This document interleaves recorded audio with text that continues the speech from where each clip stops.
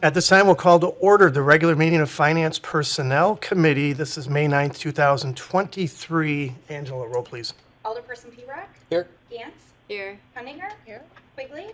Here. Mayor Boyd.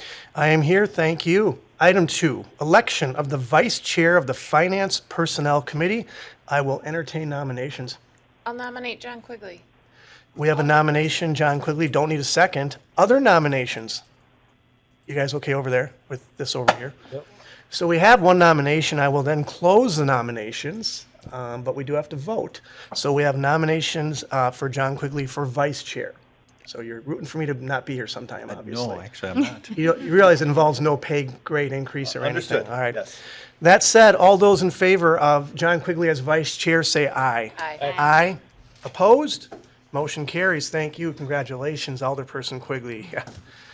Item 3, approval of the minutes from the April 11th, 2023 regular meeting of the Finance Personnel Committee. I make a motion to approve. I'll second. Motion by me, seconded by Alderperson P-Rock. Any discussion or comments? Seeing there is none, all those in favor say aye. Aye. Aye. Opposed? Motion carries. Thank you.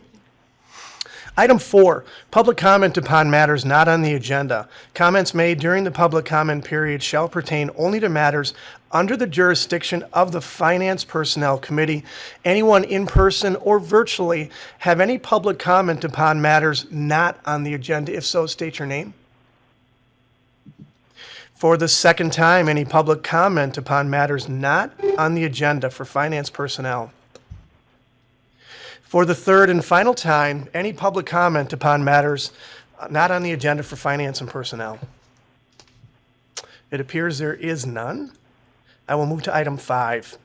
Consideration and possible action on fire union grievance denial appeal. I'll just kind of give us a lay of the land right here. To the left of me right here is the City Attorney for Ashwaubenon, Patrick Legal, who will represent Finance Personnel. Our City Attorney, Tony Wakowitz, is out there, obviously representing the city. Some of you have been through these grievance procedures before, some of you have not. I'm going to let Patrick explain the process, and then if you have any questions, don't hesitate to ask. Patrick, it's yours. Sure, thank you. So as explained, I'm just going to be providing guidance to the committee, and especially once we're in closed session. So if there's any questions outside in open session or in closed session, feel free to ask me and I'll advise as so. As stated, I'm the special counsel for the committee tonight. So typically the procedure will be grievance and grievance counsel. You guys will be going first to present your side. Once you feel you've presented everything, then the city will go and present their side as well.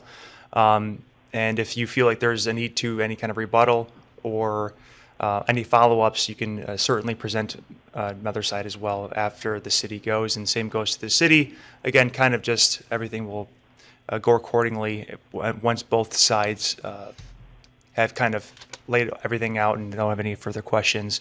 For the committee members, you feel free to ask questions either directly to me or to the either side during that. Maybe it's best if perhaps you wait until ask the questions, unless you feel something is immediate and necessary, you can ask me. Otherwise, just hold the questions until afterwards, and you can follow up when the sides are done presenting. So with that, is there any immediate questions from either the committee or perhaps the grievance councils or the city? I have none. Committee, are you fine? Yep. Okay, we're good, Patrick. Okay, so at this time, thank you. So is it Attorney Leese? Yes, correct. Take it away. Thank you. So good evening. My name is Sean Lees. I'm an attorney at McGillis Weimer. Our office has been representing the local fire for a few months now, and I'm here on behalf of Lieutenant Lauder specifically tonight. I first want to thank you all for taking the time to hear us today. I appreciate the city attorney coordinating this. So we're here because we have filed a grievance appeal, so we're at step 2 in the process. I believe the chief had provided you all some documents, and you should be in possession of the grievance forms that we have filed. So I'll just try to be brief. As you've probably seen, we're here because Lieutenant Lauder was disciplined as a result of 2 calls that occurred in early February, February 1st and February 6th of 2023. I'll talk very briefly about both. I do want to say February 1st was classified as a non-transport call. February 6th was a transport call, meaning the patient was taken to the hospital by Lieutenant Lauder in his capacity as a lieutenant on the fire department. And kind of the framework that we're operating under, and I want to be clear about this from the outset, there were good outcomes for both patients involved. There's no allegation that anybody was harmed or anything like that. And so what we're talking about is the process of taking vitals, and specifically blood pressure readings in both cases. So briefly regarding the February 1st call, again, this was a non-transport case in which a patient had fallen. Lieutenant Lauder responded to the scene, and per protocol, when he attempted to take blood pressure, there was an issue with the equipment. The blood pressure cuff would not hold the air, and so he was unable to take a reading with the blood pressure cuff at that time. Following that, the February 1st call, there was conversations with Lieutenant Lauder and the department saying, hey, there's an emphasis that we do need to take a full vital on each patient, on non-transport specifically, and that includes a blood pressure reading. February 6th comes, and there was a patient who was more sick and did require transport to the emergency room because he was having breathing difficulties. During the transport, Lieutenant Lauder again tried to take vitals, including the blood pressure readings. And again, there were issues with the equipment, and that the blood pressure, it was timing out, it was not registering. There's also issue with the CPAP machine. One of the air hoses was kind of blowing off the machine, as Lieutenant Lauder described. He was not able to take a blood pressure reading despite his efforts during the transport. Now, during this time, based on the patient's presentation, Lieutenant Lauder made a judgment call that it was in the patient's best interest to get the patient to the hospital as soon as possible to get him the treatment that he needed. In his conversations with the patient indicated that he had successful treatment when he was dealing with a similar situation when he was taken to the ED and put on the BiPAP machine. And so in this situation, Lieutenant Lauder looked at the totality of the circumstances, wanted to get the patient to treatment as soon as possible, and did not want to sit in the ambulance in order to get the blood pressure reading, and thought that was in the best interest of the patient. When they get to the hospital, the ED takes control, and very shortly thereafter, there's a positive outcome for the patient. So the issue, the chief's issue in this case is the non-success or the unsuccessful attempts at taking the blood pressure readings. Because per the policy, and we're not disputing that fact, there is the expectation of taking a full set of vitals, including blood pressure, for both non-transports and transports. In each case, the February 1st incident, which was a non-transport, Lieutenant Lauder brought the issue with the blood pressure cuff to the attention of his battalion chief. Again, he was counseled on this issue. He understood the expectations. And then February 6th comes, and again, he made a decision in the best interest of the patient to get him to the hospital, despite the issues with the blood pressure readings. And February 6th comes around. That same morning, this call happened in the middle of the night, but as soon as possible, he brought the blood pressure issue, or the inability to take the readings, to the attention of his battalion chief. So, that is kind of the overhead view of the situations that resulted in Lieutenant Lauder being disciplined in this matter. So, again, Lieutenant Lauder, we understand the department's emphasis on taking the successful reading of blood pressure, but I just want to be clear that in both cases there were successful outcomes for the patient, and Lieutenant Lauder brought the issues to the attention of his battalion chief up the chain of command to try and address this issue. So this is not a situation where he was trying to hide the ball or anything. I believe he felt that he brought this issue to the department's attention as soon as he possibly could, to the best of his ability.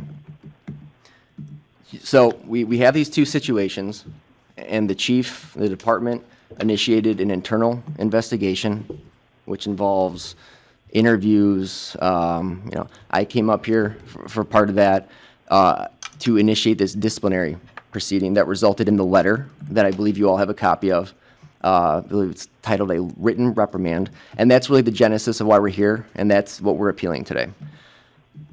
To be clear, on our position, given the totality of the circumstances, it's our position that discipline is not warranted in this case. And I do want to briefly touch upon specific concerns with the written reprimand.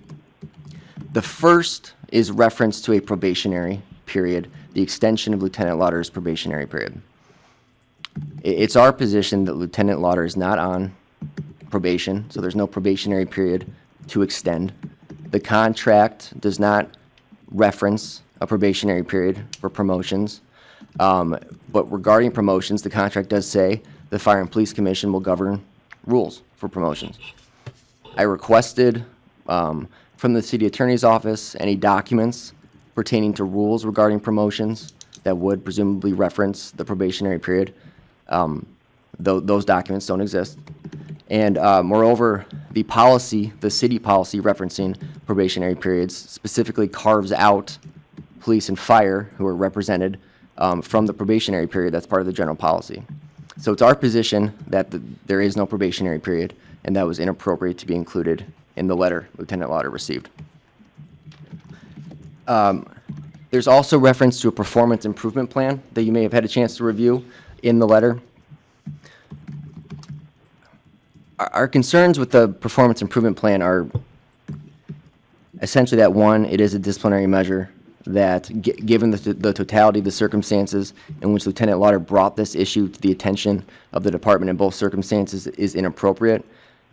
Discipline, there's also no reference to any objective measures in terms of how does Lieutenant Lauder, what's the goal and objective in this plan? How does Lieutenant Lauder get off of this plan? Those are absent in the letter. To the best of my knowledge, Lieutenant Lauder has not received any additional documentation stating what those objectives are.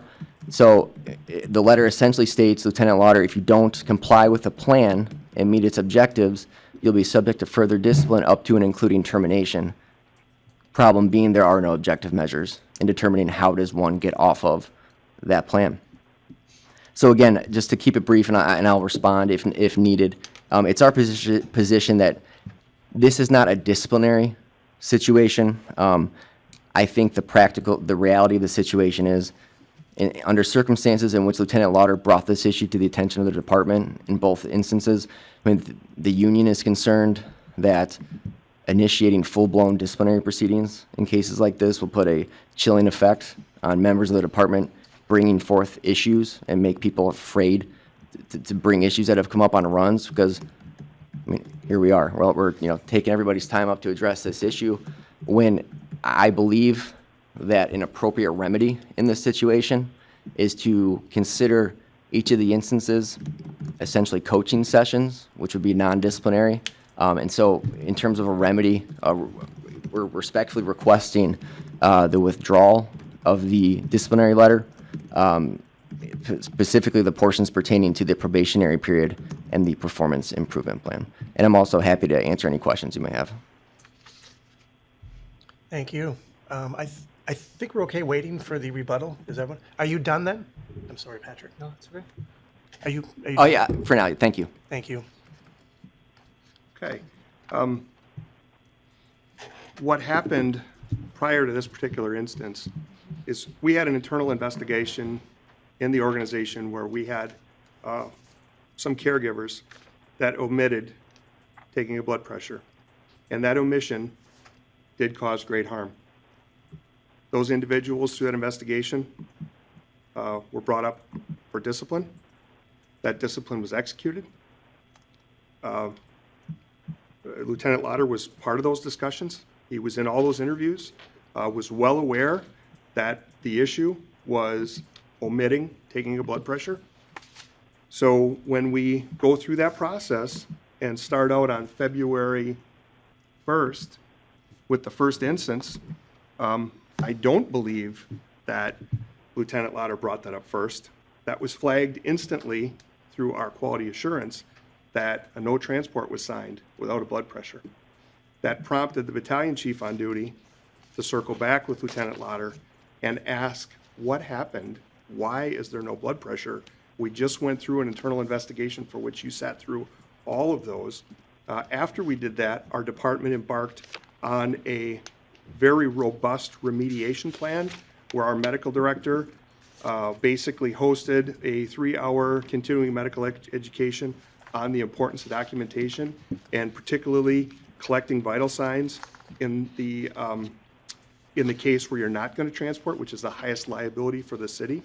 So from a liability reduction, protecting the patient, absolutely no reason why they should be omitted. So we followed that up with a directive. Not you may, not maybe think about it, it's you will. Every call, you will take a blood pressure. And if there's nothing wrong, well, that's a great service that we can provide to the people that we see. But there is no excuse and no reason why you will not take a blood pressure. So then we fast forward to February 1st, where now we're on high alert in our organization. We identified a blind spot where this happened. We remediated our staff. We put controls in place. And then Lieutenant Lauder again omits to take a blood pressure on a call. I understand that patient care, there was not a negative outcome associated with it. At this point, I look at it as irrelevant, and here's why. In our organization, the lieutenant is the working boss. The line lieutenant will make or break the success of our organization. We could pass the best policy, have the best education in the entire state, but if the lieutenants that are on the call don't hold the line with their number one job responsibility, and that is enforce policy, procedure, and protocol. So his number one objective in the field is to enforce just those things. So when he was given a directive and did not do it, he was immediately remediated by medical direction. He was immediately questioned by the battalion chief, for which he got extremely defensive when questioned why he didn't take a blood pressure. And the response was to him, we must collect a complete set of vital signs with our evaluation, as Bob, which is our medical director, has questioned below. I like that you mentioned the equipment issue in the report where he did document the blood pressure cuff didn't work, but we do have other means. We carry an extra blood pressure cuff on board in the ambulance above the monitor. We also have the monitor to use to take blood pressure, which is an automatic blood pressure cuff. If this is a patient in which we feel the blood pressure is needed, we can also call the battalion chief, have another ambulance bring one. We have other avenues in case one fails. And after that remediation, Lieutenant Lauder responded that, I understand now that this was the incorrect way to handle the situation, and I will ensure every effort is made to get a full set of vital signs moving forward. That's February 1st. February 6th, we have the same situation happen again. So after the directive, after the remediation, after the coaching, we again find ourselves in the situation where at this point the patient was transported, again without obtaining the set of vital signs. And in my report, without getting again too lengthy because the report goes through this, we had again continuing medical education put on by our Dr. Zempel, specifically on the application of CPAP, which is a device we put on somebody that's having difficulty breathing, and in no way is that device supposed to go on a patient without a baseline set of vitals, and the result can be fatal. In this case, it was not fatal, but can be fatal. Actually, the way Doc categorized these is this can be a clean kill if you put it on a patient without taking a blood pressure. So again, the fact that the patient outcome didn't suffer, I believe, is not the issue. The lieutenant has all of the responsibility to support policy, procedure, and protocol in the field. That's what protects our community, that's what protects the patients that we provide care for, and that's what protects our city. So in this case, given a directive, he has no ability to make a decision whether he wants to or not. He must. Given that directive, he could not execute that directive. That gives me pause as our frontline supervisor holding the line for everything that we're trying to do in our community if he cannot carry out and execute that order. Address the other issues.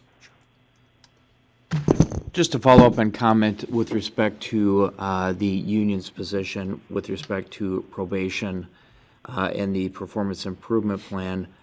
First, I'll address the probation issue. The letter does indicate that there is an extension of probation. Looking back at the circumstances in which Lieutenant Lauder was appointed specifically by the chief to the position of lieutenant in April of 2022. That was done by a letter indicating his appointment to that position. The statute, Wisconsin Statute 6213, subsection 4, does indicate that the chief has the inherent authority to appoint subordinates, which would include a lieutenant in this case. Now, as is indicated in the statute, that is subject to approval by the board, which obviously was the case. It was approved by the Police and Fire Commission.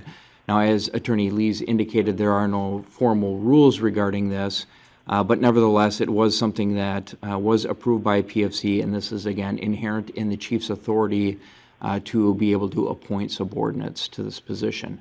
Now, looking at the contractual language as well with respect to probationary period, it does indicate that it is subject to any employee and it's for any position. So it's not restricted to, say, just a firefighter. It's not specific in the language.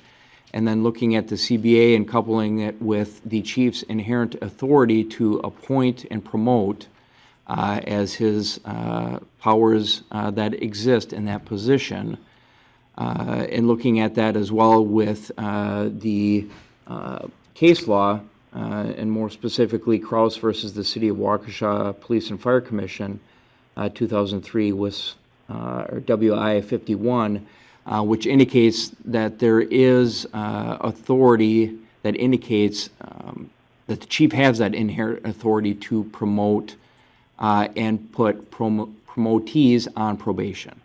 And so when looking at all those sorts of considerations and legal supports together, the chief does have the authority to place a promotion on probation, and as a result of that, has the ability to control and utilize that probationary process, in which it is really a condition of permanent appointment to the position that you have to successfully complete probation. And in this case, what we have here is in the chief's judgment under his inherent authority that's also contained within his management rights under the contract in Article 3 to hire and promote, his ability to, again, implement and extend probation, impose probation, and then extend it based upon the circumstances here in his judgment. And so with those considerations in mind, we would submit that probation is certainly valid in this sort of circumstance and under the facts and circumstances of this case. Additionally, with respect to the performance improvement plan, that is something that is a work in progress and, again, is not disciplinary in nature. It does not qualify as discipline and therefore is really not subject to these grievance proceedings. So as a result of it not being considered as discipline.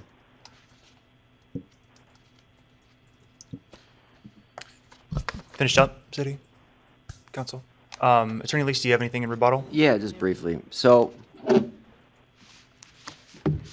the contract between the union and the department and the city, that's a negotiated contract where the parties sit down. I'm sure this committee is familiar with that process, and this is the binding agreement between the parties. I have concerns with the chief retroactively saying you're on a probationary period. Lieutenant Lauder never received any sort of letter indicating that he was on a probationary period. We're prepared to present other employees who have been promoted in a similar time frame who never received any notice that they're on a probationary period. It's just, it's like a fundamental due process issue. If people are on a probationary period, it's our position they can't do that because it's not in the contract. They need to have notice of that. You can't retroactively months later say, oh, by the way, you've been on a probationary period this entire time. So if it's the city's position that or the chief's position that the Article 5, which is probationary period, in essence governs this situation, the contract under Article 5 states termination of employment during this probationary period should not be subject to challenge by the employee. And it says that because this provision only applies to new hires. If it's the chief's position that he can just fire Lieutenant Lauder right now because he's on a probationary period. That would be surprising to me because that's just not the case. So the contract does not reference any sort of probationary period for promotions. The contract does state that the FPC, the procedure to be followed in the promotion of personnel in the department will be as established by the Police and Fire Commission and in effect on the date of this agreement. The PFC is tasked with governing any sort of rules regarding promotions and the procedure. Again, there are no written rules that provide any sort of notice that he's on a probationary status because that's not the case. And he was never informed of that. So I have concerns with retroactively coming in and saying, well, oh, by the way, you've been on probation. So we can essentially do with you in your position as lieutenant as we see fit. I do want to emphasize that the February 1st call was a non-transport. The February 6th call was a transport. So those, I respectfully disagree with the chief's categorization of, well, here we are again on February 6th, because those are two different situations. One was a patient, again, based on his presentation and the overall circumstances, Lieutenant Lauder made a judgment call, again, in conjunction with the equipment failures and the multiple times that the cuff did not register a reading to get the patient to the hospital. Again, a positive outcome for the department, the community, and the patient, most importantly. With regards to the performance improvement plan, the letter that you all have in your possession, it says this is a disciplinary letter. I'm paraphrasing, but it's categorized. Everything in that letter is categorized as discipline. I'm concerned that that's a work in progress weeks and maybe months later now at this point, because it's like, why is that the case? Lieutenant Lauder has not received any sort of information or documentation as to what this performance improvement plan looks like. We're into that 6-month time period. So if the purpose of that is to improve Lieutenant Lauder's practice and essentially handcuff him from practicing independent care, well, that has not worked out because it's not even in place. And so I have concerns about the letter as a whole, the way that the process played out, and just with the nature of these proceedings, we're prepared to move forward with this, but we would like to look towards a fair resolution in this matter and really like fundamental due process concerns in terms of notice and the performance improvement plan are concerning from my perspective, from the union's perspective, and just given everything, and the fact that both calls were different circumstances with positive outcomes, we would respectfully request that the committee withdraw or find in favor of the grievant in this circumstance. I believe both instances should be coaching.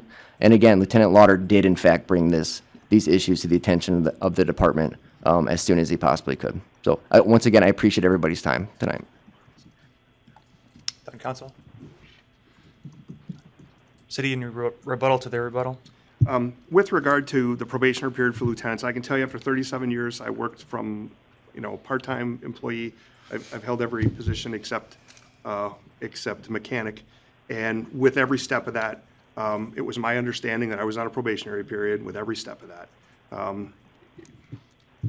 I don't know why he wouldn't think he was, because that's certainly what I thought, and I suspect the other members that have worked their way up through the ranks felt as well. And just to follow up, again, the contractual language with respect to the probationary period does indicate a newly appointed employee. It does not say new hires specifically. And again, coupling that language with a newly appointed employee, as I indicated in Lieutenant Lauder's appointment to the lieutenant position, does indicate that he was appointed, as well as the contractual language talks about the probationary period during which time she will be required to demonstrate her qualifications for the position. So again, the language is not specifically limited to a firefighter position. And again, coupling that with the inherent authority of the chief to promote and then also place on probation as supported by the case law, as such to demonstrate that probation would be appropriate here. And then with respect to the performance improvement plan, while that is contained within the so-called, or the designated and so-called written warning, that is a separate piece that is non-disciplinary in nature and wouldn't, was contained within as part of a discussion of that, but is not something that would be subject to the disciplinary process otherwise.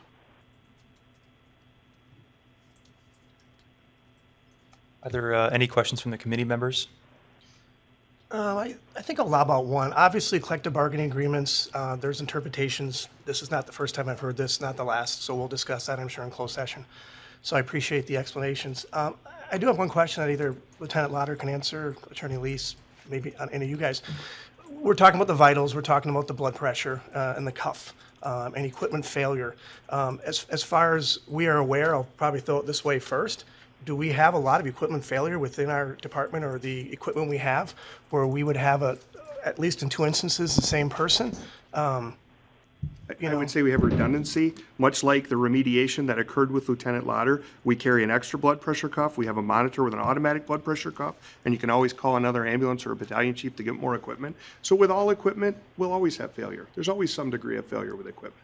But we build in redundancies so that there isn't an opportunity that shouldn't have to be.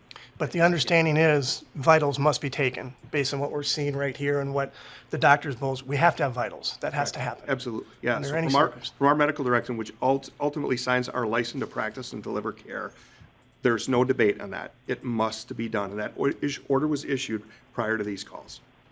Okay. With regard to the CPAP machine as well, Yes. there was a question that didn't perform like it was supposed to. This is a disposable medical device. Asked Lieutenant Lauder, or Lieutenant Lauder was asked by his battalion chief to attempt to recreate it.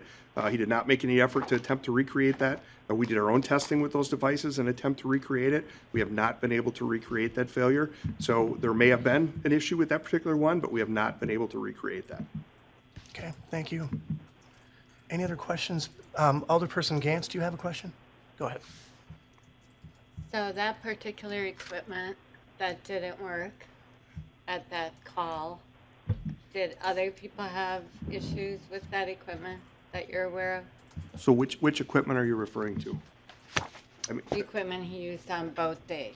Yeah. Did anybody else have yes. issues with that equipment? So on the first call, the no transport call, the blood pressure cuff was a manual one that you pump up by hand. That one had a leak. That was disposed of right after that was brought to our attention. A new one put in its place. So that was equipment failure. The second call, he's claiming that the automatic blood pressure cuff didn't work well. Well, the issue was the patient's blood pressure was so far out of the normal limits that the automatic blood pressure cuff was incapable of reading it. And subsequently, when they got to the hospital, same thing happened. The automatic blood pressure cuff would not work because the patient's blood pressure was so far out of normal limits that the machine was incapable. That was not an equipment failure. I'd like to chime in. Thank you. Chief, I don't know that it was that the blood pressure was outside of normal limits. We don't know because I wasn't able to assess it, correct? But what I do know is that device, given that I work with it most days, does not work well on bumpy roads. At that time, we were driving down Webster Street on the way to the hospital at St. Vincent's. If you guys have driven down Webster, you know that is a bumpy road. So that, that piece of equipment doesn't always work well. As far as the disposable cuff, or the cuff, the manual cuff that was thrown away immediately after that.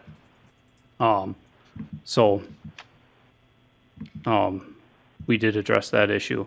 As far as the CPAP device goes, I've never seen that in my career, the incident that took place with that. And honestly, I've never seen a hole in a blood pressure cuff before either. So both of those incidences, even though they were ironically very close together, I've not seen those incidences before. So the after-action study that Dr. Zempel did indicated that at the hospital, the blood pressure for the patient was well outside the normal limits. And so in his report as well, he talks about how the inability to acquire one also with an automatic blood pressure cuff rather likely indicates the degree of illness of the patient. So it may not have been in the ambulance, but it certainly was when they got in the ER. thank you, Chief. And I think the other thing to note too is that regardless of the malfunction or the manual not working, there were other means to take the blood pressure in both instances. So when something does fail, there are other means for it. And that's what I think was the biggest failure, is not using other resources in these instances. Other questions? Alderperson Quigley. I have two interrelated questions that I'm trying to figure out how to sort them out. So there was training in January, continued medical training for everyone, and that would include lieutenants and then any of the EMTs, is that correct? Yes. And so I'm wondering, is there a distinction between if Lieutenant Lauder hadn't been promoted, even if he wasn't a lieutenant, he still would have received the same training? Correct. Okay, so if there's a time factor between when he was promoted to lieutenant, if that started a new probation period, but even if he hadn't been a lieutenant, he still would have gotten the medical training in January because you said there were issues earlier that were, because of previous outcomes, you wanted to make sure everybody was doing things the correct way, or rather the medical officer did. Okay. Okay, I think I understand that better now, and I would like to talk about that once we get into closed session, I think. Okay. I just have one more question. I'm a little confused right now. So typically when we're getting vitals, we're going to do it right at the scene. I mean, it may happen afterwards in transport, but typically it's at the scene. We want to get the vitals before we do anything, CPAP, whatever it might be. Correct? Just so I understand that? Correct. Okay. Because I know Lieutenant Lauder had mentioned about in the vehicle, which is well and good, but that'd be after the fact. Just so I'm aware. It would be, although if the nature of the call in this particular case, the individual had some respiratory distress and they wanted to start their way to the hospital to Sure. definitive care. So Okay. there are times that vital signs would be taken. Absolutely. Yep. Okay, thank you. I just need to understand that. Other questions from anybody here? Alderperson Gantz? So the equipment didn't work. Is there a reason why you didn't try the alternatives that they explained? Yes. So ultimately, my decision was based on my concern for my patient, who was not showing any signs of improvement with the treatment I was providing. So the patient was having severe respiratory distress, and my concern after hearing the patient say that this happened to him, I believe it was shortly a week or two prior to this situation, the treatment that actually made him better was BiPAP at the hospital, not the CPAP that we provide. However, the best we have is the CPAP. So my concern was getting him to the hospital without any delay as much as possible. And because I did have other issues with the CPAP device itself, in being the only set of hands in the back of the ambulance while also doing several other things that needed to be done for our patient, I was relying on the automated cuff to take the blood pressure. However, it did fail. By the time we got to the hospital, I did make the decision based on if you're sitting in the garage, do you stop and take a blood pressure to complete the call, or do you go in and get the patient the care that they need right outside those doors? I opted to get the patient into the ER immediately. Pam, were you asking about both situations or just one? Both. Both situations. Oh, sure. I can answer to the other one. So ultimately, it was an error in my decision making not to retrieve the monitor in the other call. Our patient presented based on the assessment that we had with absolutely no injury or illness. The complaint was that she had fallen while tidying around the house and had brought herself softly to the floor and was not complaining of any injury or illness, and denied any other signs of injury or illness during the call that we were presented with. So an error in judgment in opting not to take a blood pressure. Thank you. Thank you. Other questions? Alderperson Conacher? Is protocol simply that if a procedure isn't followed, it is documented and probationary in general? If there's standard operating procedures for things, is this? I guess this particular one was, to me, when we just remediate. So in answer to your question, not always. Some may need remediation. Here was an exact case where remediation was done on the January 1st call. Again, going through, we have the extra blood pressure cuff, you have the money, you have all the other choices, and we get the response back from that remediation. I understand now that this was the incorrect way to handle the situation. I won't do it again. And then we end up with a directive that comes out on the 3rd And the third, the directive says, when transporting to a hospital, it is required that we provide at least 2 full sets of vital signs. January 3rd, so this is 2 days later. When we do not transport, we should obtain at least 1 full set of vitals. We will be required 1 full set of vitals on all no transports. Moving forward, it's our scope of practice at the basic level and level not to evaluate a patient that doesn't includes vital signs. So this was a case where we felt like we had done the remediation. We really felt like we provided the tools. We went through it all again, and then to have it happen on the 6th. Our job, our goal, is try to make Lieutenant Lauder as successful as we possibly can. We had instances, I indicated before, we had cases where this happened. The discipline was much more severe in those cases.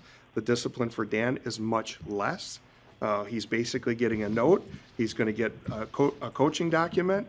But I also want to make sure that, as I indicated when I started, this position is the linchpin for our entire organization, the position of lieutenant. That's where everything that we're doing meets the patient. And we have to have critical thinking. We have to have the ability to do the number one task of that job, and that is to uphold policy, procedure, and protocol. It's the number one thing. Follow the guidance.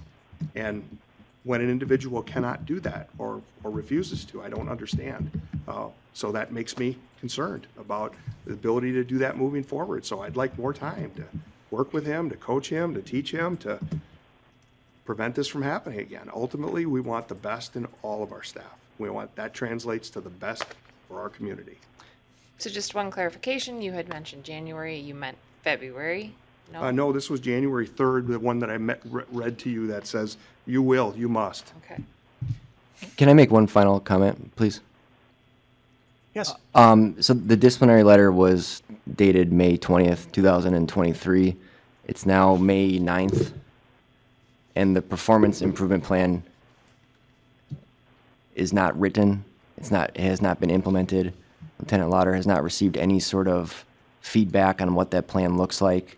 And I just would respectfully, I think that shows if the chief really did have a concern about Lieutenant Lauder performing his duties as a lieutenant, I don't think we would be a month and a half out without a performance improvement plan written, much less implemented. Does anyone want to take that one?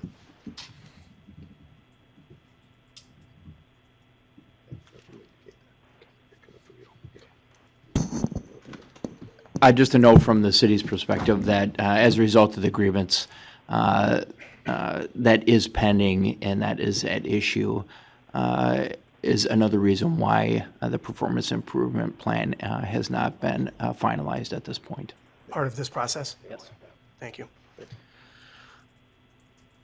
Patrick, what else? Any other questions? We need one thing here, so we need the date confirmed for the date of what the letter is dated. 'Cause I That's- think you they said threw out May. two numbers. It was March, I'm sorry. March 20th? March? Okay, Okay. thank you. If it was May, I would rescind my statement. No, it's March 20th. Yeah, no, I Thank thought you. but I thought you said May 20th. I'm sorry. So, thank you. They're good up here. They really are. Yeah. Record clarified? Yes. Okay, thank at this you. time, I'm going to ask if the committee would like to go into closed session and advise if you do so to make the motion. However, just for the audience perspective in both sides, that closed session is just for deliberation purposes only.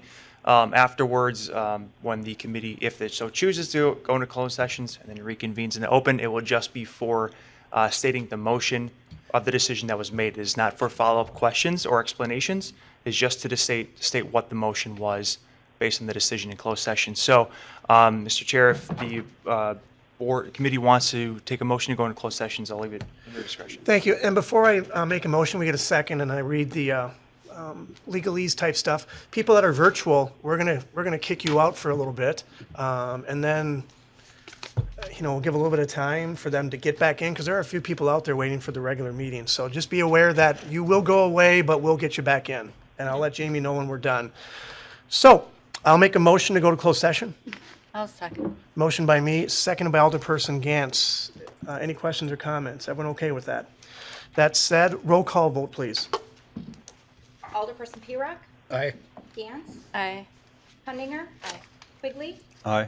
Mayor Boyd. Aye. Motion carries. Thank you. Item 5, consideration and possible action on fire union's grievance denial appeal. Please take notice that the committee may convene in closed session pursuant to any or all of the following subsections of Wisconsin Statute 1985L for the purposes of, I won't read the whole thing, I'll just give the letters of the subsections. A, B, C, F, and G. Correct, Patrick? That's correct. All right. So that said, we have a second and a motion. We're going to go to closed session. So at this time, we ask that the participants please leave the room. We're going to close people out of virtual land.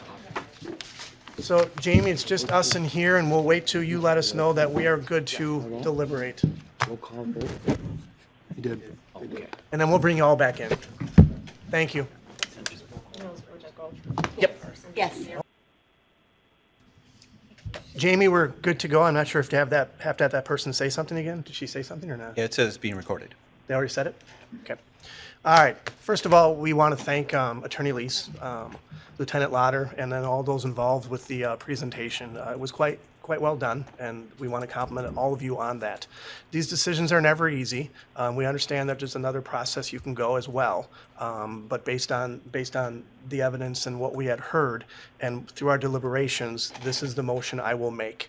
So I will make a motion to deny the grievance and uphold the chief's actions in its entirety. I'll second that motion. Motion by me, seconded by Alderperson Quigley. Any additional discussion and/or comments by any of the committee members?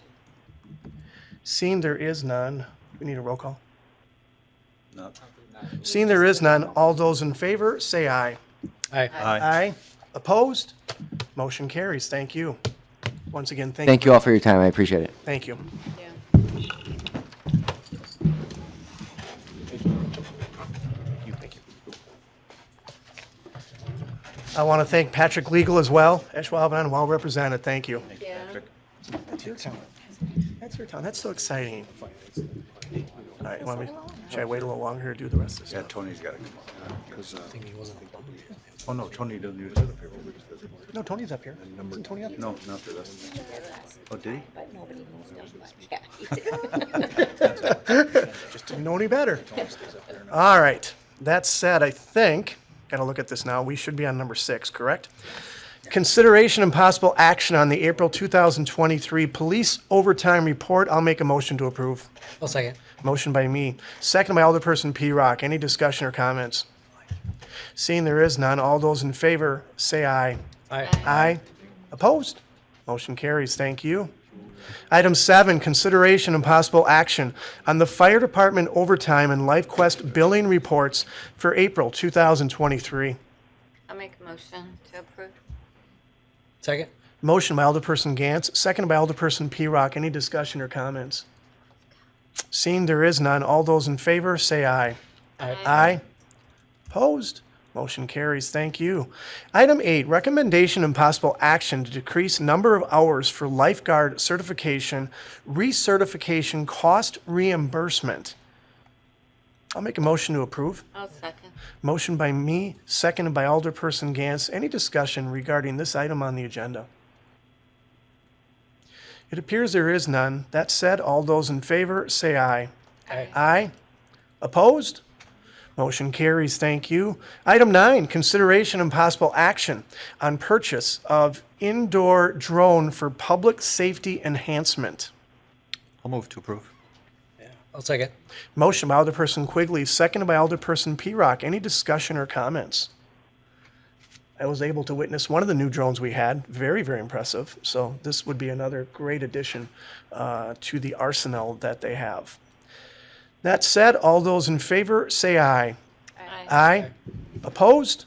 Motion carries. Thank you. Item 10, consideration and possible action on 2023 tax bill preparation agreement with Brown County. I'll make a motion to approve. Yeah. I'll second. Motion by me, second by Alderperson P-Rock. Larry or Pam, how does this change from last year's? Anything big differences? No, no differences. It's the same as past years. So now this is our this will be our second year where we do the collection for Brown County? You don't know. I believe it's the second year. All right. Yay, second year. How about that, huh?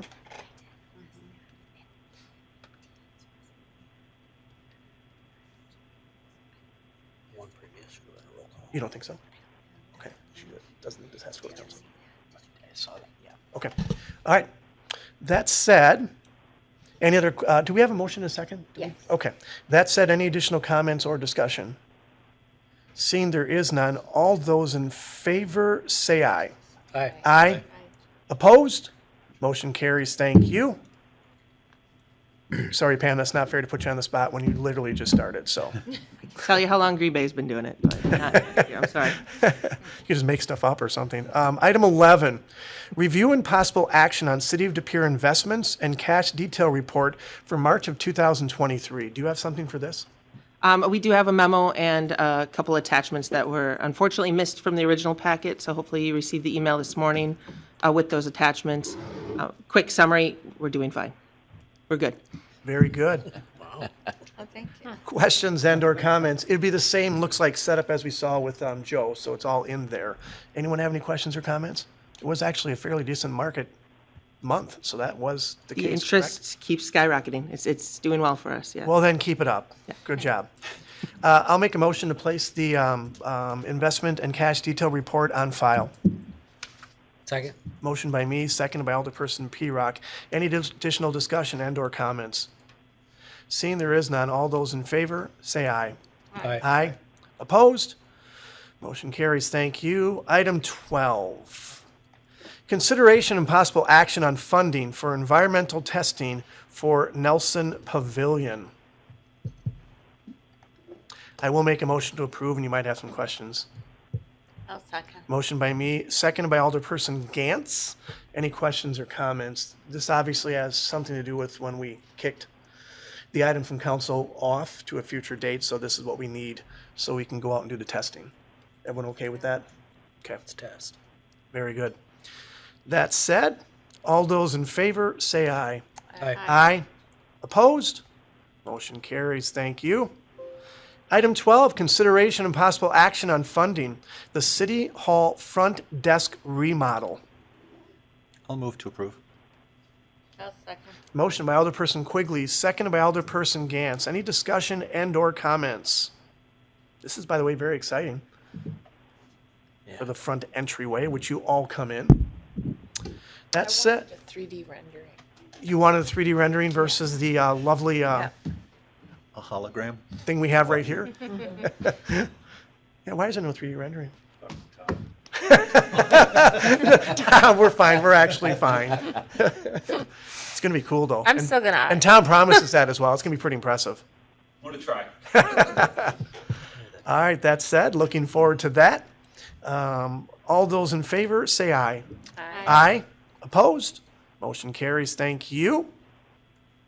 Item 14, consideration and possible action for proposed purchase sale agreement option terms with and Beyond LLC for Parcel WD-1138 for future expansion for Infinity Machine currently located at 2249 American Boulevard. Dan, do you have to say some stuff first? Or would you like a motion first? You're bringing stuff up, so I don't want to. Is he not right here, I think? Or? It's got bells and whistles. Do you want to tell a story first or something, Dan? Or? I can, I figured you guys are in need for story time now, so. All right. There we go. So, as Pam may have forgotten some items, I made plenty of attachments today, so as you're well aware, so. Great, thanks. So this first one tonight, consideration possible action for a planning or sale and purchase agreement with and Beyond, or what is better known as Infinity Machine and Engineering in our West Business Park. In 2010, 2015, and every so often they enter into an option with us to secure some property so that they can continue their expansions. Their most recent one being in 2020, right as the pandemic was kicking off. So we had worked with them in 2015 for a sale option agreement, and they would like to go down that path again for a future Manufacturing and Research and Development Center. So on the screen in front of you, you see the general location, kind of the overall summary of it. I just did a base analysis for what was proposed in your packet with a basic site plan. But really, the ultimate goal is to pretty much take our previous sale sale option and I don't want to say reuse it, but use that as our baseline template moving forward, because that was a good agreement for both parties involved. And so as a result, what you're seeing here is about 8.9 acres of land potentially be used for expanded office, manufacturing, and then research and development. Oops, keyboard here. I'm going to move this one here. In short, I just put a couple little more pieces into it. I did also include the 2015 option as an example. But in short, we're looking at about $360,000 worth of sale land value. We're looking at about a 36-month option, which also does offer opportunities for us to be released from that planning option if they wish to not move forward with it. But if they do wish to move forward with it, there are some stipulations in there for right to develop, when to develop, and those triggers and timelines. So we'd like to continue to keep those moving forward. This does not preclude them from coming back to the city and requesting a deviation. If they request, they come back and they say, I need some TIF level of assistance, they could potentially come back and amend an agreement with a request then at this time. But this would allow them to pull the trigger on the sale agreement and just move forward with the complete development. So that's what's in front of you here tonight. I am available for any questions. Thank you. Questions or comments? I'll make a motion, actually. That way we can do it the right way. I'll recommend approval of the planning option for the development for Infinity. I'm sorry, I want to make sure I say this correctly. I shouldn't be saying Infinity. I should say what? And beyond. And beyond. I apologize. You also said planning option. It's the purchase and sale option. Planning option is the next item. Well, it says right there, recommends I approval. second the right phrasing. That's what I second. Well, it says right here, and I'm just reading off it, says approval of the planning option for potential development. So I'm just reading what's on the sheet. Do I have that wrong? Are you on? Oh, I jumped in 14 one. or All 15? right, I'm going to go right back again. My motion, stand corrected, approves the proposed terms. Is that what we're talking about? The city will draft purchase sale agreement option terms with and beyond. Yep. That one is correct. I apologize. I jumped up one. Did someone second? Motion by me, seconded by Alderperson Cuniger. Any additional discussion and/or comments? And we're going to talk about this again with the next item. Very exciting. That said, all those in favor, say aye. Aye. Aye. Opposed? Motion carries. Thank you. And now I'm on, what am I on right now? 15. Consideration and possible action on a 270-day planning option request from Smet Construction Services for a portion of Parcel WD-L492-B West Industrial Park. Thank you, Mayor. This item tonight is slightly different. This is a much shorter term planning option. We most recently exercised this tool in December of last year with Musket Corp, who was looking at a parcel off Venture Avenue. This is becoming a more utilized tool as changes in interest rates and changes in construction pricing have made individuals and made businesses really kind of hone in and sharpen the pencil on their projects. And so as a result, they may be looking at multiple locations. So what you have in front of you tonight, and the applicant is here tonight as well, is a 270-day planning option request for Parcel WD-L492-B, primarily for the applicant or Smet Construction to work with their client on a potential location here. And what that means is they'll be evaluating the site, be evaluating also other locations throughout their planning area and their study area, and to see what area makes the most sense. Now, as we look at this, we did base, again, our recommendations pretty much off of the 207-day planning option for Musket Corp. So we had taken a look at that planning option and felt it was a good baseline template. So as a result, staff would be recommending approval of that planning option. I did want to also put in front of you sort of just example renderings, also what an exhibit attachment would be. So I worked with Robert E. Lee to actually create that planning option area. It isn't a whole parcel. We didn't want to do a planning option on the whole parcel, so we created the planning option as Exhibit A that you see on the left, and then just an example site plan of what 45,000 square foot facility would look like, and then with another possible expansion. So again, just some examples that that Smet will be working with their client to determine if this is an appropriate location for them. So With that, I did include those conditions that you saw in the packet. They are, again, the same conditions that we included in our previous 270-day planning option. So with that, staff recommends moving forward, subject to city attorney approval and council approval. Very good, thank you. Questions, comments, or motion? Alderperson Quigley? Well, first I'll make a motion to approve. Okay, great. But then I do have a question, but And I will second. So motion by Alderperson Quigley, seconded by me to, and we'll get this right now, approval of the planning option for potential development, Yep. correct? and Thank you. Dan, I think from this, if you go back 2 slides, the one that's mostly blue, there's a little rectangle, the one before this, please. Nope, one before that. This one.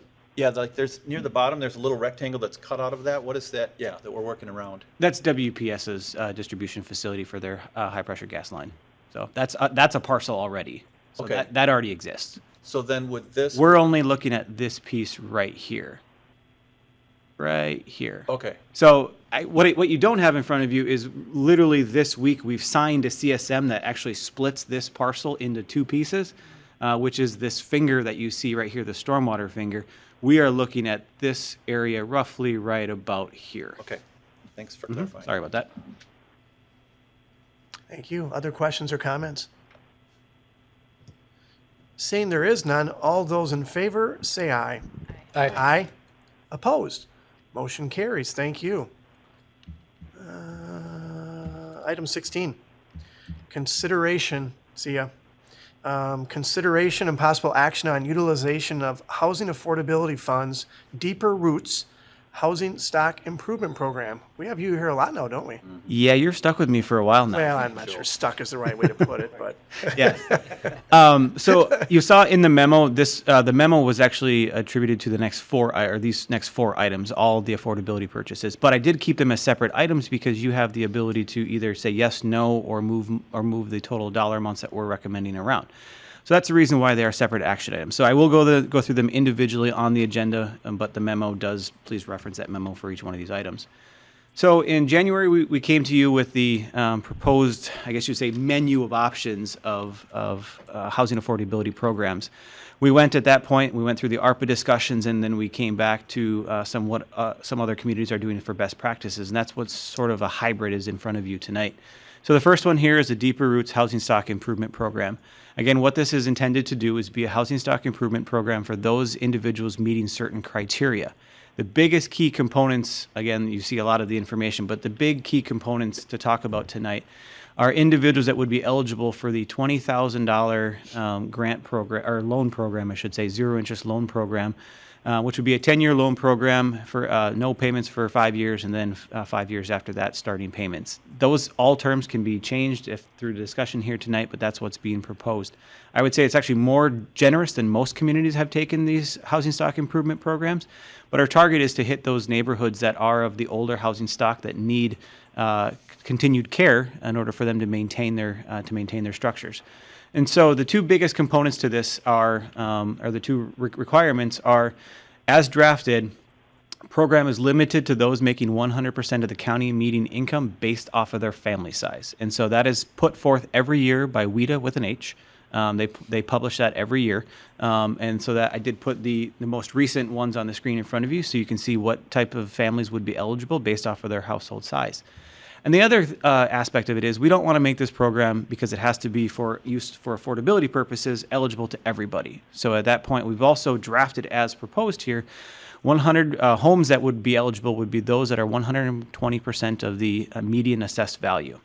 Now that's sort of a ballpark range, and I've implemented a program of this nature in probably about 6 or 7 different communities throughout Wisconsin in my time. This one's a hybrid of all of that. But I just want to talk about the 120% is an interesting piece, because I did want to put a screen in front of you. What properties would be eligible?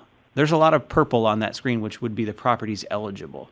We may not want to go as aggressive as 120% of the median assessed value. We may want to stick closer to the 100. As you start to see, we start to get further and further away from the older neighborhoods, and we start to impact some of the more newer neighborhoods that we may not want to really provide our focus on. So this is what 120% of the median assessed value is. By bringing it to 100%, I don't have the map. I didn't have it done in time, but it's roughly what you see here. Roughly what you see here based off of my spot checks, and then a couple blocks off of Webster to the east. we start to move away from that as we get closer to the East River. We get to higher values again. So my recommendation actually would be a slight change to the program that, as you see it here, is to potentially bring it down from the 120% to the 100% of the median assessed value. Do I wait to ask my question? So in summary, there's a lot in your packet here. I'm not going to go through every little piece of it. I am available for questions, but that's the summary of this first program.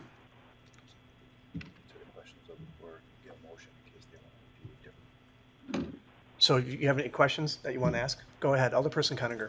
So with the funding allowance, what's the risk? Why do you want to recommend reducing? Because So we have, as proposed here, there's $500,000 allocated. $100,000 as proposed would be from ARPA, and then $400,000 from the Affordability Fund. We're trying to get it to the most targeted neighborhoods. And so with this, we'll also actually do a targeted outreach to these neighborhoods. And so our hope is that we get more buy-in from those neighborhoods versus doing a larger outreach. There's always the opportunity to expand it if the program isn't being utilized. But if our target is going to be for those homes that are of the aging housing stock, and as you saw in my packet, there's a significant percentage of our housing stock that is constructed before the 1970s. And if we want to really target those, our goal is to actually do a targeted outreach to those neighborhoods to let them know about this program. so it's not a risk, it's more targeted. More of a targeted. Like I said, if it's not being utilized, we can always come back and open the program. Other questions or comments before we get a motion? And then the first 100K will be ARPA. Yeah, our first target is the use of the ARPA funds, so Okay. we will designate that as Okay. appropriate. Anything else? I'd make a motion to approve this program with the 100% I'll second. as recommended. Motion by me, seconded by Alderperson Gantz. Again, the motion with the 100%. Additional questions or comments? Yeah, just to Alderperson clarify, so Quigley. this map is at 120%? Yep. So there So would that'll- be a modification? There'll be a new map Okay. prepared for this. Thank you. The purple will change. Any other questions or comments? No. Seeing there is none, all those in favor say aye. Aye. Aye. Opposed? Motion carries. Thank you. Item 17, consideration and possible action on the utilization of the Housing Affordability Funds Look Up Downtown Upper Story Residential Activation and Renovation Program. That's just really a mouthful. It is, I know. Yeah, I know. we gotta spin that differently. Fair Go enough. ahead. Well, the item in front of you tonight is a very targeted approach to our downtown. You may have noticed over the past few years, we've lost a lot of our affordable units, primarily on the 100 South block of Broadway. Another important point to note is the Lawton Apartments potentially could be losing their affordability purposes because they've met their 30-year requirement in our downtown from a WIDA perspective. So at any given point, potentially they could be transitioned to straight up market rate apartments. Now, obviously, we're hoping that they don't and they continue down the path that they are, and Heartland Properties continues to do that. But we could potentially lose more. So our opportunity to bring more affordable units back to our downtown is to encourage the upper story activation. And ironically, I know it came out from the state today, but I know it was sort of coming down the pike, is the state announced in its legislative housing package a Main Street rehabilitation program targeted to second and third stories above storefronts today. So ironically that it was introduced today, but they're a little bit different. So our program here is targeted to the building owners who wish to have a forgivable loan. So this one is structured as a forgivable loan because of the opportunities for us to include housing affordability. The state's version of this one does not include any affordability. It is straight up market rate housing. In order for us to do a affordability project, we have to capitalize some potential lost revenues. And so as a result of that one, we're proposing a 5-year forgivable loan. Every year, 20% would come off of that loan at the original. So as proposed, we'd be looking at a $5,000 per unit up to 6 units, so a $30,000 per building project. The state's is a low interest loan, so it's a little bit different. So this one would be 30 units forgivable loan over that 5-year period. And again, because we have the ability to limit it for affordability purposes, we would be sort of capitalizing what WIDA already does and use their income limits and their rent limits based off of for that purpose. And so the landlord would be kind of held to those standards, and they would report to us those standards on an annual basis. Very similar to what you would have to do for a WIDA program, except for just a much longer time frame. The important point to note about this one, I did a comparison of some of these efficiency units or studio units, 1 bedroom, 2 bedrooms, 3 bedrooms in comparative to other properties in our downtown. The income limits and the rent limits aren't far apart, meaning we're only capitalizing about a $100 a month lost revenue from a housing affordability standpoint. So from a market rate to affordable unit, we would be capitalizing $100 a month per unit for that 5 years. So as that, staff is proposing Isn't it $6,000? this program, and it's about $150,000 proposed at this first go around. Okay. Larry will ask a question in a second. Am I seeing 6,000 for each unit? That's what I think it says in the terms. On the sheet I'm looking here on item 17, letter A. I may have done 6 and I may have done 5 because I went back and forth because I did the math backwards. It says letter B, eligibility requirements and funding availability, and it says max match of 6,000 each unit. Am I correct? Yeah, you're reading it. Yes.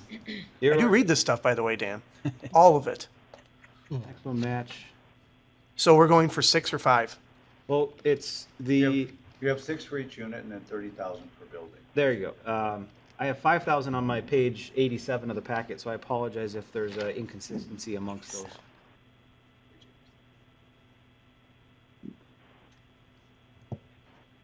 And then D lists the 6,000 per unit again under the same section.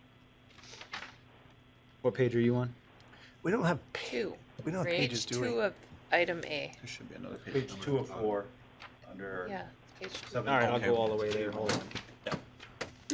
Sorry, yeah, yours are different. Sorry about that. No, I was on my summary page, so I apologize.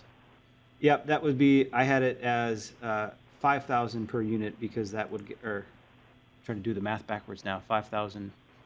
Did the math backwards. 6 units or 5 units, take it back. Yeah, it's supposed to be for up to 6 units, that's correct. So it's 5,000 for up to 6 units, but Okay. So either then- way. So it is the 5,000, not the 6. It's, Okay. it's for 60 months, more or less, is what I'm getting at. Very good. All right, Larry. Thank you, Larry.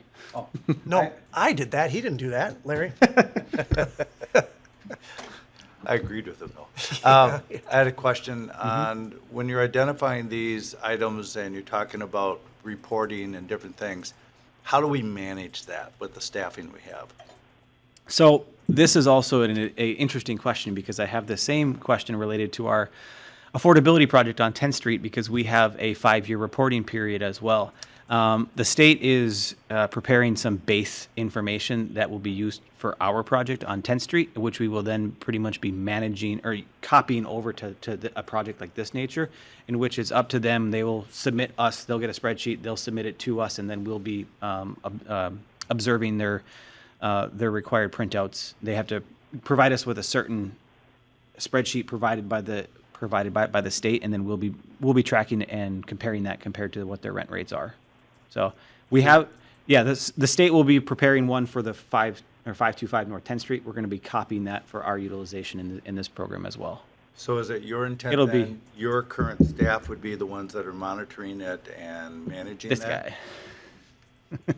All right. I was just curious if we were going to look to consult or get a consultant and contract that work on We it. always could because that could be considered an affordability expense. Okay. So if it gets to a point where it's just uncomfortable for us to do it based off of that one, we can always come back. If we only have one apartment building doing it or one commercial building doing this first and we only have one, then that's internal to us. But if we need to go further, then we can. And that'll get to the 4th program here. That's when it'll probably actually hit a domino for actually bringing a consultant on for that purpose. Good. Other questions or comments? Again, did we get a motion yet? Okay. I'll make a motion to approve utilization of housing affordability funds I'll second. and the entire, the whole program. Look up. Yeah. You're seconding it? Yep. Motion by me, seconded by Alderperson Gantz. Any additional discussion or comments? And that by itself is okay for a motion then, Dan? We don't need any specific. Well, so, I mean, we'll be bringing these all forward, but yeah, for a motion, that's, That'll work enough to for right bring now. it forward. Thank you. Subject to all. Alderperson Quigley. Yeah, I think he just glanced off my question. So we're looking at these 4 as separate items. They're going to come to the council and They may come at separate times because Tony and I will go back and forth on more details, fleshing out as much as we can on certain things. And so some of them may require program documents, some of them may not. Item number 4 probably won't have program documents. Things will come up as they come up as a separate piece, so. Great. It's all very exciting stuff. I agree. It really is. I would recommend, though, that there probably be a resolution passed, because in 2021, we passed a resolution stating what we were going to do with the funds. So whatever we do tonight, we'll have to update that resolution, and we'll include that one, but then all the programs will come later. He's telling your attorney what to do. Are you okay with that or what? That said, all those in favor, say aye. Aye. Aye. Opposed?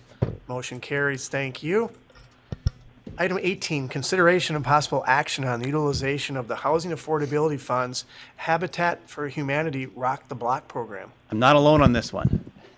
So Jessica's here today, All too. right. So, all right, one of the things that we talked about in January, one of the things that we talked about in January was a specific use of the funds, which would be for the Habitat for Humanity Rock the Block program. I will just kind of go into more detail on it because this is kind of their thing, so I don't want to steal the thunder, so I will let them, I'll let you take that one. You should do an introduction. Yeah. Oh, yes. So we have Jessica Dietrich here from Habitat for Humanity, Executive Director. I think probably how many years now? I've been here for a year and a half. Year and a half. It was pretty close. We met last year to kind of discuss this program, and it was a very exciting opportunity for us, so we wanted to get it in front of the Finance Committee as soon as possible. Thank you. Habitat for Humanity, the main mission of our organization is to provide affordable housing. So we are a mortgage lender that grants 0% interest mortgages to families that fall within certain income guidelines, which are some of the things that are being addressed in the other points tonight, which are wonderful. But we also are a builder, so we build new construction homes, which we've done in the city of De Pere. We've built 131 so far in Brown County alone, and we are trying to address some of the other affordable housing issues in the area, and one of those is to help people stay in their current housing and keep it affordable. And what we find throughout the entire country is that a lot of people have houses that are they're aging, and there are repairs that a lot of people within the certain income guidelines are not able to take on themselves.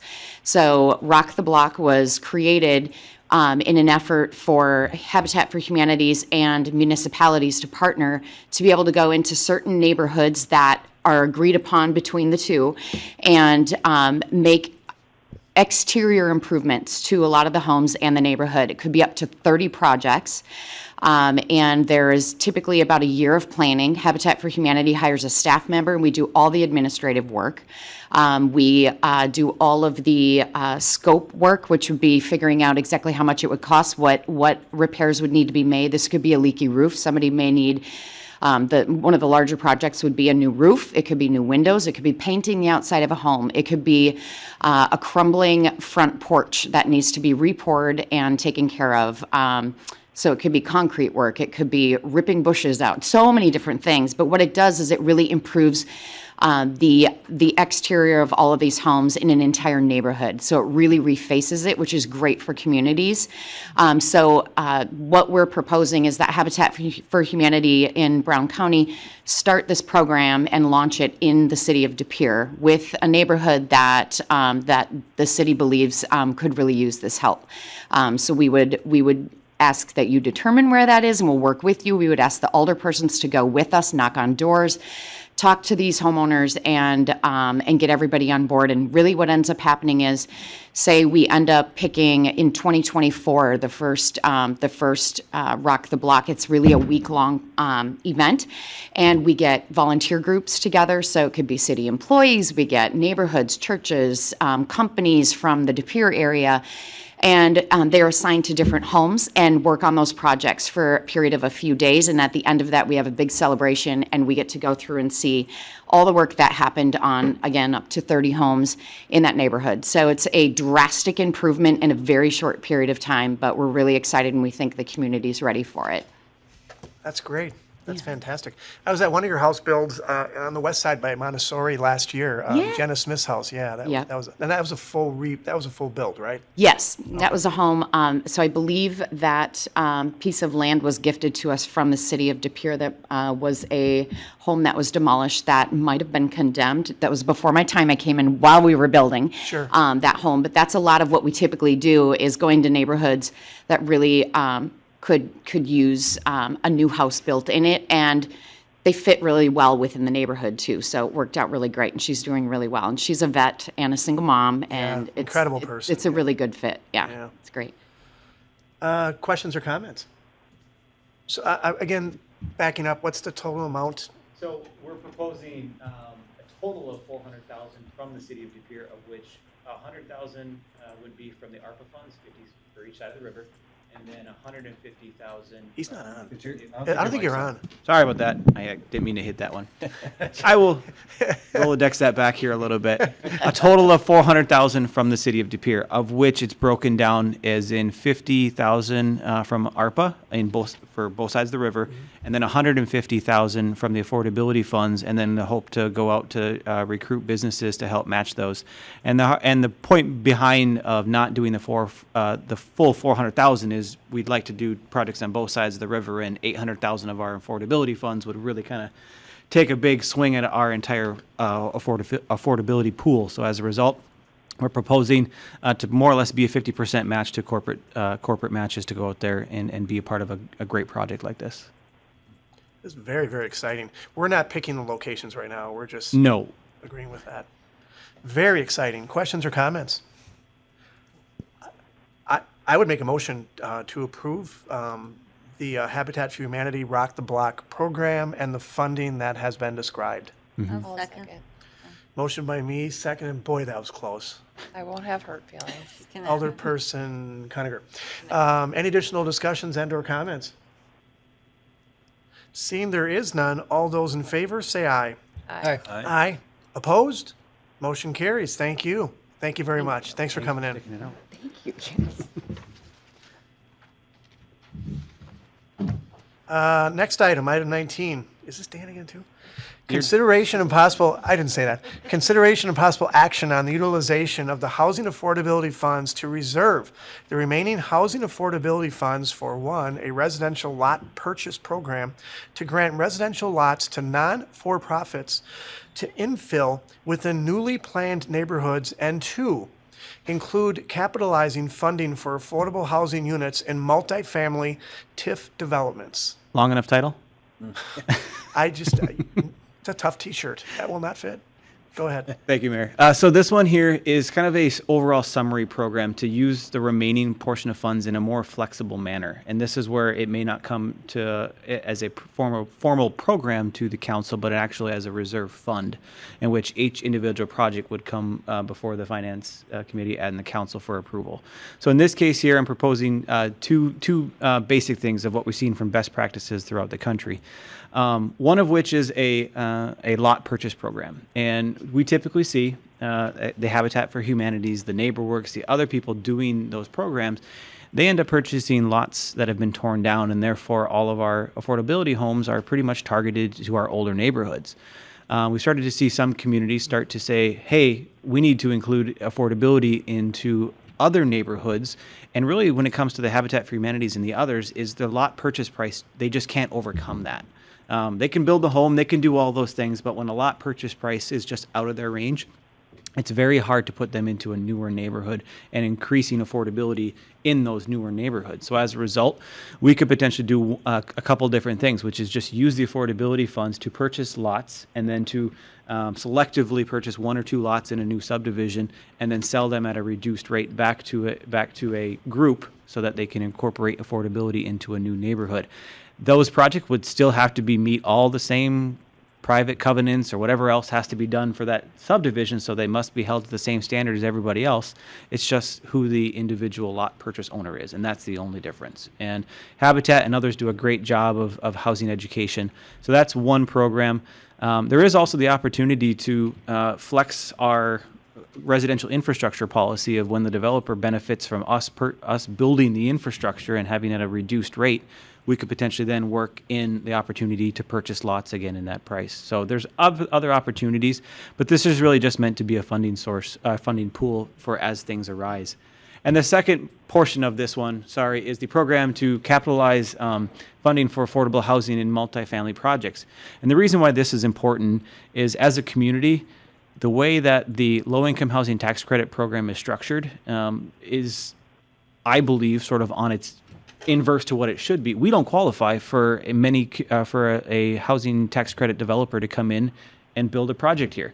They are typically located around lower census tracts. Well, then we just continually put things in lower census tracts versus trying to diversify throughout the community. So we don't qualify. We don't rank very high when it comes to bringing in a LIHTC or low-income housing tax credit project. So a way for us to potentially do that is to be that WIDA element and capitalize that lost revenue to a certain level. And meaning we understand that if we follow the WIDA rates, we can sort of see where that lost revenue would be. So similar to that upper story activation program, we would potentially be that WIDA lever, and then we would require them to meet those WIDA limits, and then they would do the same similar reporting, and that's when we potentially would bring in a consultant to manage those the annual reporting requirements. You can also actually contract directly with WIDA, and they will actually do the reporting for you. So there's certain elements to go around it, but the whole purpose is a developer is not going to build affordable units out of the goodness of their heart. The banks won't let them do that. They have to show that it's profitable. So as a result, you have to capitalize that lost revenue either through tax credits, or in this case, it would be potentially through a program of this nature. You can use actual direct TIF funds to do this, but when you have affordability projects, your projects are already reduced less, and now our bill rates, you just don't have as much capacity to help a project. So this could help support a project to bring affordability into a multifamily project. I'm not saying to do an incomplete 100% affordability project. This is how you bring affordable units into a full project. So if you have a 50-unit building, bring 10 units in at affordable. They just have to maintain those 10 units for a certain period of time.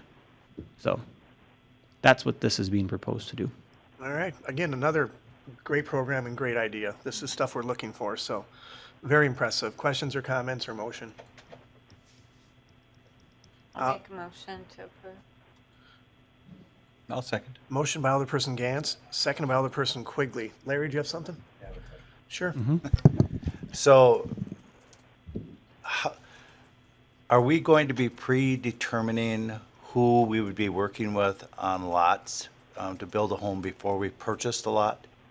The purpose of that program is to create enough flexibility to where we could either work with them on the front end or on the back end.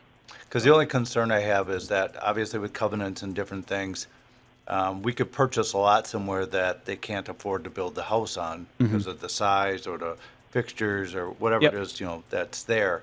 And so we almost need the third party to say what type of house can they build, and we make sure that when if we require a lot, that it's not going to be restrictive where they can't build what they need. Yeah, I took a look at our two recent subdivisions, and again, I'm just going off of our most recent ones, which is the Mystic Creek as well as Waterview Heights 5th Edition.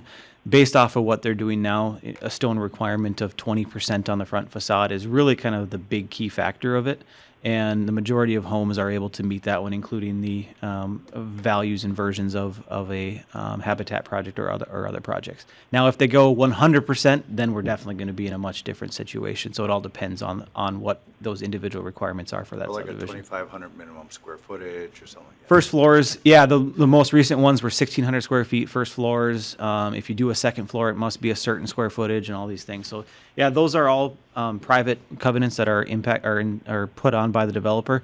So yeah, we would just have to work with somebody. And a lot of these not-for-profits that do this have sample plans that they can meet various different levels. And so as a network of organizations, they can tap into their counterparts throughout the state and throughout the region to find other examples of homes that meet those requirements. So, are the developers generally okay with these kind of things? The developers themselves, as long as the homes fill and as long as the That's lots just their sell, biggest concern. And that's their biggest concern. But if there is obviously an education component to that one, and that's why I really commend the folks at Habitat for Humanity, because they don't just turnkey, they have full homeowner education. Because for a lot of people, this may be their first or second home, and they're not used to having to maintain a lawn or having to maintain things. But they're always out checking on their people and making sure that, hey, you got to keep your grass. Stuff's got to be stored in a garage. They're up on that one, and that's where I commend them for doing that. And these organizations understand that has to be done these days. So as long as they would just be just like anybody else, a homeowner, the only difference is there would be a land buy down cost by the city to a not for profit. Fair enough. It's good. Questions or comments?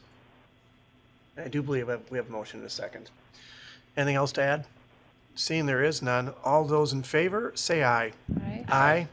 Opposed? Motion carries. Thank you. I think that was a bunch of ayes. You guys still with us here? Everyone still? Okay.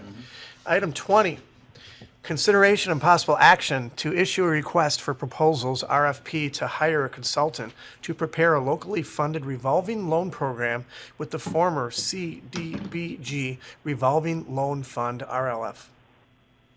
Thank you, Mayor. I believe since the last time we probably talked even COVID relief funds, Alderperson Quigley, Alderperson Gantz, and Alderperson Pirock weren't on the Finance Committee or Council at that time. So I'll have to go back and a little bit of an overview of where this money came from. And in the memo, you saw that there's about $600,000 that we were granted by the state through the CDBG program. And as a result of the state changing their rules, we were actually granted that money in 2019. And that ballooned to about $1.4 million at the time. We ultimately used that funds. We pivoted quickly for COVID relief, and we use that for grants, loans, and a variety of other things. Well, long story short, those funds are now becoming back readily available to us to use, and now we're starting to create the program to put forth for how to reuse those funds. We don't want to have those funds sit out. So we have about $1.3 million available to us by the end of 2024, early 2025. And so the two items in front of you tonight are going to be three items in front of you tonight are establishing a locally funded revolving loan program, and I'll go through that one here first. So that's the overall summary of how we got to this point. Thank you. So the revolving loan fund typically by the state was really focused on job creation. Well, job creation nowadays is you're just buying jobs from each other, typically, or buying employees from each other. And so a locally funded revolving loan program is just that. We can craft our own language as necessary, meaning we can put more focus on certain types of businesses, industry clusters, certain amount of assessed value growth. We can put targets on those for business growth. So what we're proposing here is to hire a consultant to help us facilitate that process. And what that process will entail, which will be meeting with these various stakeholders of the various chambers, definitely DPMC, ourselves, and anybody else who has a stake in the economic development game to figure out where those targets should be. We can put artificial targets on ourselves, but we want to know what the folks in the greater ED world are seeing. So as a result, the consultant would assist in that process and potentially could assist in actually facilitating conversations with local banks to help to run this process. Running a local revolving loan fund is not something that's fun, if you might imagine. So there's also local financial institutions that can really help us in that process, and the consultant would facilitate that as well. So I believe the targeted amount on that one is on the screen here. Yeah, 800,000? Yep. But then the other numbers are completely separate for each of these, right? So we just do this one first? Yep, just like the last ones we did, these are all three separate items. Okay. But we need this one approved first, though. You don't need to. I would. Do the $800,000? Okay, I'll make a motion to approve the $800,000. Motion by me, second by Alderperson Gantz. Any additional discussion and/or comments? Seeing there is none, all those in favor say aye. Aye. Aye. Opposed? Motion carries. Thank you. Next, item 21, consideration and possible action on the relaunch and rebrand of the Downtown Business Recruitment Program. Dan. Thank you, Mayor. In 2021, we had a downtown business recruitment grant program. It wasn't widely utilized, but because the state pretty much had a Badger Bounce Back grant program that was in the works at that time, and other communities, much like us, said we are not going to allow you to double dip. And so as a result, the Badger Bounce Back grant program had a lot less strings attached to it. A lot more businesses just chose to do that process. At the end of last year, the Badger Bounce Back program ceased to exist. It ran out of funding. And as a result, we now have a gap potentially in the market for recruiting some of these experience-based businesses. Where previously the Badger Bounce Back program was just wide open, any type of use could fill in, office, whatever, personal service or whatever it was. Our grant program is really geared towards those experience-based businesses, and that's the reason why you see the Experience to Peer name attached to that one. So with that one, we were proposing $150,000 worth of funding. Businesses would be eligible for $5,000, $10,000, or $15,000 grants based off of their scoring rubric. You saw that in the packet. That's very similar to what was in 2021. And actually did include some additional changes that were recommended by the former city attorney, Judy. She gave us some really good rate recommendations. And actually, you saw a reference to Fond du Lac in there. They have a very similar program to ours. And so again, trying to taking the best practices, what other communities are doing. Now, the state is discussing putting the Badger bounce back into the governor's budget. The governor did it. However, if the legislature doesn't include it back in theirs, then there will still be that gap. So at this point, we're proposing $150,000 and available to businesses. I believe we have it as also retroactive to January 1 of this year, because we have several businesses who were crossing their fingers and signed leases in the hopes that we could assist in that one. Sweet Willow and others that are in our downtown that made some major expansions and made some major determinations to grow in our location because we were working on a program of this nature. It was a risk on their end. They were aware of it, but we would like to make that a retroactive to January 1 when the program ran out of funding. And again, this is in the Main Street district, right, as identified? And it's in the... Look at that. So everyone understands. There it is, right there, yeah. Just so everyone's aware, this is the Main Street program for $150K. Questions or comments? Again, also a very good program. Glad it's coming back. I'll make a motion to approve the $150,000 funding for the Main Street program, which I believe is the rebrand. Experience to Pere, it's called. And retro to January. And retro to January 1st. Yep. Did you catch that? Motion by me, second by Alderperson Conacher. Any additional discussion and or comments? Are you good then?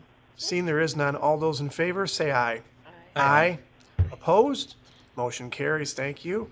Item 22, consideration and possible action for the creation of a Brownfield property acquisition and remediation program. All right.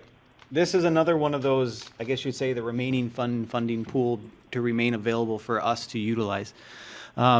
Oftentimes, brownfield remediation elements are a struggle to do, and when they're in a tax increment district, we have a tool available to us. They're not always in tax increment districts, and so potentially there's an opportunity for us here to reserve some funds to conduct phase 1, phase 2 environmental assessments, and if possible, even acquisition. So there may be opportunities to kind of jumble some funding with some, if it is in a tax increment district, to go after some funds and actually just support a project of that nature. Prime example to this one would be former Joe's service station on Main Avenue. While it is in a tax increment district, it is a heavy lift, and so even though it already has the potential to have a tax increment district supported, TID number 9 is pretty far along in its life and may need this may be an opportunity to support of that nature. But again, this could also be used for funding outside of a tax increment district, but each one of those individual decisions would be a finance personnel and council decision. So this is just reserving the funds into a location for that. Very good. And I was going to ask for an example, so thank you very much. Questions or comments or motion?